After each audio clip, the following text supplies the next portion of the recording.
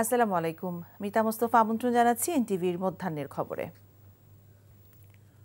জুলাই অভ্যুত্থানের সময় বিভিন্ন আইনশৃঙ্খলা বাহিনীর মোট ৬,০০০ অস্ত্র লুট হয়েছে, যার মধ্যে ১,৪০০ অস্ত্র এবং ২.৫ লাখ গুলি এখনও উদ্ধার হয়নি বলে জানিয়েছেন প্রধান উপদেষ্টার বিশেষ সহকারী অবসরপ্রাপ্ত লেফটেন্যান্ট জেনারেল আব্দুল হাফিজ। চলমান জেলা প্রশাসক সম্মেলনের তৃতীয় দিনের শুরুতে সশস্ত্র বাহিনী বিভাগের পক্ষ থেকে তিনি জেলা প্রশাসকদের উদ্দেশ্যে বক্তব্য রাখেন। এ সময় জেলা প্রশাসকরা সিভিল মিলিটারি সহযোগিতা আরও বাড়ানোর প্রস্তাব করেন। পার্বত্য জেলাগুলোয় কুকিচিনের কারণে পর্যটন সেবা ব্যাহত হচ্ছে উল্লেখ করে এর কারণে তরুণ প্রজন্ম কর্মসংস্থান হারিয়ে সন্ত্রাসী কার্যক্রমে যুক্ত হচ্ছে বলে জানান জেলা প্রশাসকরা। জবাবে পার্বত্য এলাকায় অভিযান চলবে বলে জানান প্রধান উপদেষ্টার বিশেষ সহকারী।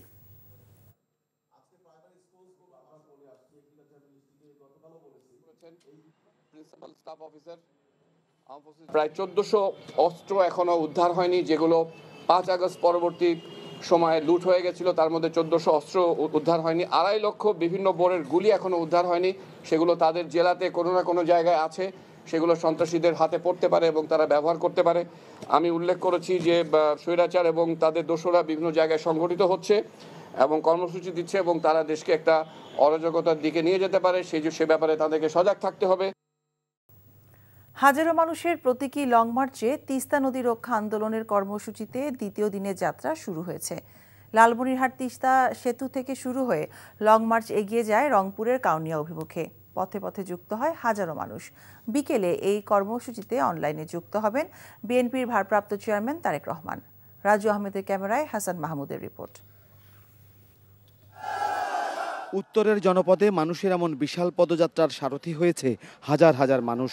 মুখে এক আওয়াজ, জাগো বাহে তিস্তা বাঁচাও। তিস্তা নদী রক্ষা আন্দোলনের ডাকে টানা ৪৮ ঘন্টার লাগাতার অবস্থান কর্মসূচির দ্বিতীয় দিনে লালমনিরহাট তিস্তা সেতু থেকে সাধারণ মানুষের পদযাত্রা শুরু হয়ে চলে রংপুর কাউনিয়া অভিমুখে। পথে পথে যুক্ত হয় হাজার হাজার মানুষ। মানুষের পথ চলা দীর্ঘ হয় প্রায় ২ কিলোমিটার সড়ক জুড়ে। মুখে তিস্তা রক্ষার আওয়াজ তুলে পদযাত্রা এগিয়ে চলে। লং মার্চ বা এই পদযাত্রায় নেতৃত্ব দেন তিস্তা নদী রক্ষা আন্দোলনের প্রধান সমন্বয়কারী আসাদুল হাবিব দুলু। ভারত যদি বন্ধুত্ব চায় তাহলে বাংলাদেশের জনগণের সঙ্গে বন্ধুত্ব করতে হবে। আমরা চাই আন্তর্জাতিক নদী আইনে আমাদের যে পানির হিস্সা সেটা আমাদেরকে দেয়া হোক এবং এই মরুভূমিকে একটি জলাধারে পরিণত করা হোক। সবচেয়ে বড় জিনিস হচ্ছে যে তিস্তার অববাহিকা যে মানুষ ছিন্ন বিচ্ছিন্ন হয়েছে তাদের পুনর্বাসনের জন্য একটা মহাপরিকল্পনার আওতায় নিয়ে এসে তিস্তা নদীকে সংস্কার করা হোক, ড্রেজিং করা হোক, এটাই আমাদের এখন দাবি। বৃদ্ধ কৃষক অমলচন্দ্র তার নাতির হাত ধরে এসেছেন এই লং মার্চে, কারণ তিস্তার ভাঙনে অমল হারিয়েছে ভিটেমাটি বারবার।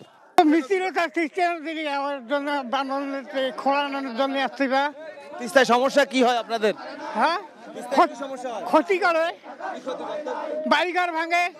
অমলের মতো কৃষক মজুর সবাই যুক্ত হয়েছে এই তিস্তা রক্ষা আন্দোলনের লং মার্চে। বিকেলে এই কর্মসূচিতে যুক্ত হবেন লন্ডন থেকে বিএনপির ভারপ্রাপ্ত চেয়ারম্যান তারেক রহমান। দেশের উত্তরের জনপদের 5টি জেলার মানুষ আজ সড়কে নেমেছে তাদের প্রাণ প্রকৃতির এবং জীবিকা নির্বাহের অন্যতম মাধ্যম তিস্তা নদীকে রক্ষায়। তিস্তা নদীকে রক্ষায় বিভিন্ন শ্রেণী পেশার মানুষ তাই আজ রাস্তায়। Hasan Mahmud, NTV news, Rangpur.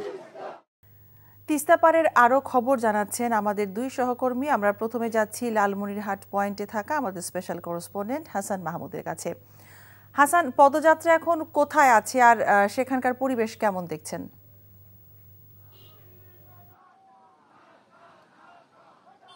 পদযাত্রাটি আসলে রংপুরের কাউনিয়ায় যে সেখানে পৌঁছেছে এবং সেখান থেকে কিন্তু আবার ফিরছে এটি লালমনিরহাটের দিকে, অর্থাৎ প্রায় ৩ যদি ধরি সেই অর্থে ৬ কিলোমিটার পথ কিন্তু পায়ে হাঁটছেন মানুষ। এখানে আসলে আমরা একেবারে সরে জমিনে দেখেছি, এখানে মোটে মজুর বিভিন্ন শ্রেণী পেশার মানুষ আসলে অনেকে স্বতঃস্ফূর্তভাবে এসেছেন, বৃদ্ধ এসেছেন এবং আমরা যেমন দেখাচ্ছিলাম একটু আগে প্রতিবেদনে অনেক মোটে মজুর কৃষক, বিশেষ করে যারা তাদের জমি হারিয়েছে, ঘর হারিয়েছে, সেই কৃষক কিন্তু এসেছেন এবং সাধারণ মানুষ যারা তিস্তা নদীর অববাহিকায় তাদের জীবন এবং যাপন তাদের আছে, সেই প্রকৃতির এমন বিরূপ আচরণে বিশেষ করে তিস্তা নদীর ভাঙন, বর্ষায় নদী ভাঙন এবং গ্রীষ্মের যে শুষ্কতা, মরুর মতো, কারবালার মতো, সেই গ্রীষ্মকালে তারা কিন্তু শুষ্ক মৌসুমে তারা কিন্তু পানি পায় না, কারণ যে আবাদি জমি, তাদের যে কৃষি নির্ভরতা সেটা কিন্তু হচ্ছে না।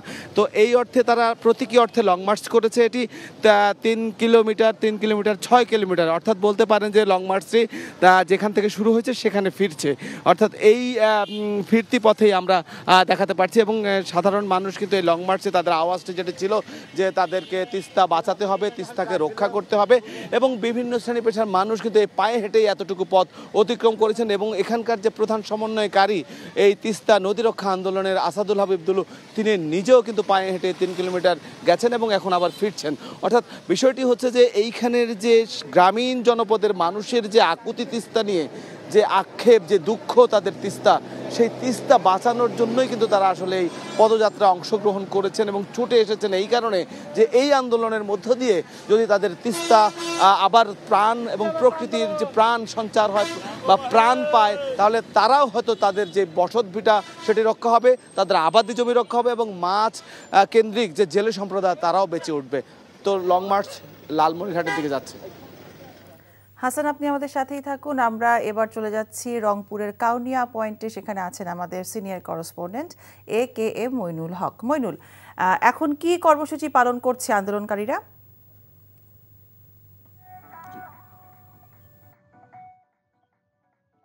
শুনলেন সহকর্মী হাসান মাহমুদ জানিয়েছে যে লং মার্চ শুরু হয়েছে দীর্ঘ পথ ঘুরে, যেখানে এসে লং মার্চকারীরা এখানে যে পানিতে নামবে, অর্থাৎ তিস্তার পানিতে নামবে, সেই কাউনিয়া পয়েন্টে আমি এখন দাঁড়িয়ে আছি। আমার পিছনে দেখছেন যে সামান্য কিছু পানি তিস্তায় এখন রয়েছে। এই পানিতে তারা নেমে প্ল্যাকার্ড প্রদর্শন করে সারা বিশ্বের কাছে তাদের এই তিস্তাতে যে পানি নেই সেটি প্রদর্শন করার তারা এই কর্মসূচি গ্রহণ করেছে। মিতা, আপনার মাধ্যমে বলে রাখি যে তিস্তা যেহেতু একটি আন্তর্দেশীয় নদী এবং এই নদীর যে পানি বন্টন চুক্তি, সেই চুক্তি অনুসারে এই শুষ্ক মৌসুমে এখন তিস্তার এই ডাউন স্ট্রিমে, অর্থাৎ এই ভাটিতে 5000 কিউসেক পানি থাকার কথা। আমরা আজ সকালে তিস্তা ব্যারেজের কন্ট্রোল রুমে খবর নিয়ে জেনেছি এখন তিস্তায় রয়েছে মাত্র 400 কিউসেক পানি, যেটি একেবারেই একটা নগণ্য পরিমাণ পানি। অর্থাৎ ভারত এই শুষ্ক মৌসুম এলেই তারা তিস্তার উৎস মুখ থেকে যে বাঁধগুলো দিয়েছে তিস্তার প্রবাহে, সে তার মাধ্যমে পানি একতরফাভাবে প্রত্যাহার করে। তিস্তার এই শুধু তিস্তাকে যে মরুভূমি করছে তা নয়, তিস্তার সঙ্গে সংযোগ যে নদীগুলো, অভিন্ন 54টি নদীও কিন্তু ক্ষতিগ্রস্ত হচ্ছে। এখানে জীব বৈচিত্র্য ধ্বংস হয়ে যাচ্ছে, এখানের আবাদ নষ্ট হয়ে যাচ্ছে, এখানে সেচের অভাবে অনেকে আবাদ দিতে পারছে না। আর বর্ষাকালে আবার উজান থেকে ভারত এমনভাবে পানি ছেড়ে দেয় পূর্ব নোটিশ ছাড়াই যে ভেসে যায় তিস্তার দুপার এবং ধ্বংস হয়ে যায় অনেক বসত ভিটা সহ নানান স্থাপনা এবং অবকাঠামো। এর ফলে তিস্তার মানুষের দুঃখ যেন দীর্ঘ থেকে দীর্ঘতর হচ্ছে। আর এরই প্রতিবাদে আজকে দ্বিতীয় দিনের কর্মসূচিতে এই তিস্তার পানি এই কাউনিয়া পয়েন্টে তারা কিছুক্ষণের মধ্যে অবস্থান করবে এই লং মার্চ, প্রতীকী লং মার্চে যারা অংশগ্রহণ করেছে। মিতা, জানছিলাম তিস্তা রক্ষায় আন্দোলনের দ্বিতীয় দিনের খবর। লালমনিরহাট থেকে তিস্তা আন্দোলনের আরও খবর জানাবেন আমাদের স্থানীয় প্রতিনিধি হায়দার আলী বাবু। বাবু, আপনি যেখানে আছেন সেখানে পদযাত্রার কি তথ্য আছে আপনার কাছে, আমাদেরকে জানাবেন।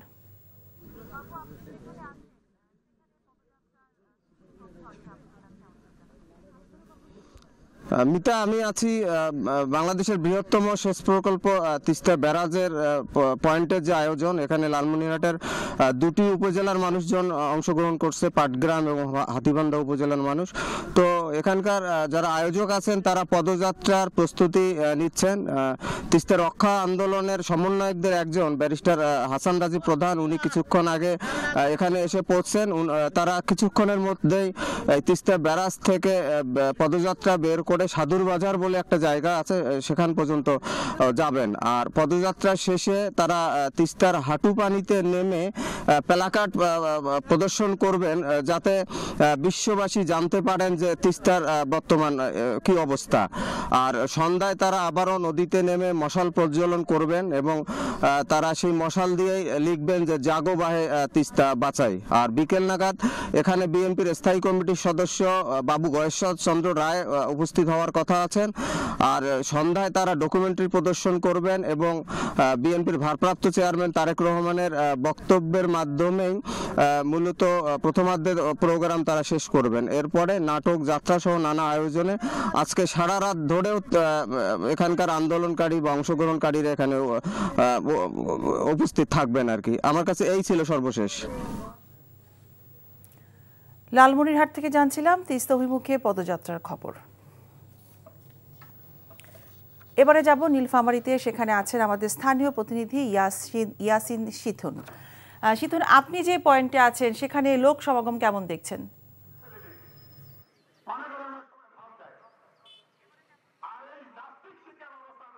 মিতা, আমি এখন রয়েছি নীলফামারীর তিস্তা ব্যারেজের ডালিয়া পয়েন্টে। এখানে আজকে দুপুরের পরে বিএনপির স্থায়ী কমিটির সদস্য বাবু গয়েশ্বর চন্দ্র রায় প্রধান অতিথি হিসেবে একটি জনসভায় বক্তব্য রাখবেন। দুপুরের পরে যেহেতু এই জনসভাটি, এই জন্য এখন থেকে নেতাকর্মীরা আসতে শুরু করেছে। আমরা দেখেছি আজকে নেতাকর্মীরা মিছিল নিয়ে এবং খণ্ড খণ্ডভাবে তারা তাদের মতো করেই আসছে। দুপুরের পরে এই জনসভাটি শুরু হবে। এরপরে আজকে সন্ধ্যার সময় বিএনপির ভারপ্রাপ্ত চেয়ারম্যান তারেক রহমান এখানে প্রধান অতিথি হিসেবে বক্তব্য রাখবেন এবং দিক নির্দেশনামূলক বক্তব্য রাখবেন তিস্তা পাড়ের মানুষদের উদ্দেশ্যে। আমরা তিস্তা পাড়ের মানুষদের সঙ্গে কথা বলেছি, তারা বলেছে এখানে অনেকেই অনেক আশ্বাস দেয়, কিন্তু সেই আশ্বাসের বাস্তবায়ন হয় না। তারা আশ্বাসের বাস্তবায়ন চায়, তারা তিস্তার পানির ন্যায্য হিস্সা চায় এবং তিস্তা মহাপরিকল্পনা বাস্তবায়নও চায়। তিস্তা নদীর এই পাড়ের মানুষের যে দুর্ভোগ এবং দুর্দশা, দীর্ঘদিন থেকে এই কৃষকদের দুর্দশা, শুষ্ক মৌসুমে যে ভারত আন্তর্জাতিক আইন লঙ্ঘন করে একতরফা পানি প্রত্যাহার করে নেয় এবং বর্ষার সময় অতিরিক্ত পানিতে প্লাবিত করে এই এলাকার মানুষের ফসল নষ্ট হয়ে যায় এবং শুষ্ক মৌসুমে পানির ভাবে ফসল ফলাতে পারে না এবং প্লাবিত হওয়ার কারণে বাড়িঘর একেবারেই তারা খুব কষ্টে তাদের থাকতে হয়। আমার কাছে সর্বশেষ তথ্য। নীলফামারীর ডালিয়া পয়েন্ট থেকে জানছিলাম সেখানকার সবশেষ তথ্য। একদলীয় দীর্ঘ শাসন বাংলাদেশের নিরাপত্তা ব্যবস্থাকেও ধ্বংস করেছে। জাতিসংঘের মানবাধিকার বিষয়ক হাই কমিশনারের দপ্তর ও HCHR কর্তৃক প্রকাশিত অনুসন্ধান প্রতিবেদনে এমন তথ্য উঠে এসেছে। প্রতিবেদনে আরও বলা হয়, একটি রাজনৈতিক দলের টানা 15 বছরের শাসনের ফলে রাষ্ট্রীয় প্রতিষ্ঠানগুলোর ক্রমাগত রাজনীতিকরণ হয়েছে।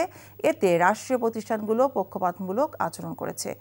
OHCHR জানিয়েছে, অনেক পুলিশ কর্মকর্তাকে পেশাদারিত্ব, সততা ও যোগ্যতার ভিত্তিতে নয়, বরং আওয়ামী লীগ এবং এর সমর্থিত সরকারে তাদের আনুগত্য বা সংশ্লিষ্টতার ভিত্তিতে নিয়োগ ও পদোন্নতি দেওয়া হয়েছে। গত সপ্তাহে জাতিসংঘ মানবাধিকার সংস্থা বাংলাদেশে 2024 সালের জুলাই-আগস্ট মাসে আন্দোলনের সময় মানবাধিকার লঙ্ঘন নিয়ে একটি প্রতিবেদন প্রকাশ করে, যেখানে নিরাপত্তা খাতের রাজনীতিকরণ বিষয়ে একটি অধ্যায় অন্তর্ভুক্ত করা হয়। এই ছিল মধ্যাহ্নের খবরে। এই খবরের ভিডিও সহ আপডেট জানতে ভিজিট করুন NTV অনলাইন www.ntvbd.com। এছাড়াও NTVর জনপ্রিয় সব অনুষ্ঠান ও খবরের আপডেট জানতে ভিজিট করুন আমাদের ইউটিউব ও ভেরিফাইড ফেসবুক পেজ। দুপুরের খবর দেখার আমন্ত্রণ রইল। সবাইকে ধন্যবাদ।